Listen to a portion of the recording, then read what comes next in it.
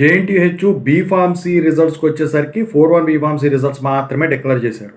ఎందుకంటే 4-1 బీటెక్తో పాటు అకాడమిక్ క్యాలెండర్లో షెడ్యూల్ చేయబడింది కాబట్టి దాని వరకు డిక్లేర్ చేశారు. మరి ఇప్పుడు 3-1, 3-2 బీఫార్మసీ రిజల్ట్స్ ఎప్పుడు పేపర్ వాల్యుయేషన్ పరిస్థితి ఏంటి, దీని గురించి అడుగుతూ ఉన్నారు. ఇందులో R22, R17, R15 రెగ్యులేషన్ వాళ్ళు ఉండటం అయితే జరిగిందనమాట. సో దాని గురించి చెప్పబోతున్నాం. ముందుగా అయితే ఛానల్ సబ్స్క్రైబ్ చేసుకుని వీడియో లైక్ చేసి షేర్ చేయండి.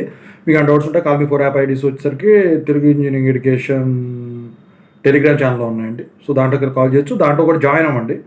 దీంతోపాటు JNTU university updates channel, Telugu engineering education channel subscribe చేసుకుంటే. టాపిక్లో పెడితే పేపర్ వాల్యుయేషన్ అయితే ఆన్లైన్ ఆఫ్లైన్లో జరుగుతూ ఉంది. మీరు 3-1, 3-2 బీఫార్మసీ పేపర్ వాల్యుయేషన్ అన్నిటికంటే చాలా ఈజీగా జరుగుతుందండి.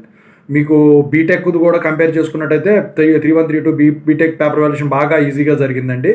సో 4-1 బీఫార్మసీ కూడా చాలా ఈజీగా జరిగిందండి. ఆ లెక్క ప్రకారం చూసినా పేపర్ వాల్యుయేషన్ ఈజీగా ఉంటుంది. అయితే పేపర్ వాల్యుయేషన్ అయితే ఈ వీక్తో కంప్లీట్ అయిపోతుందండి.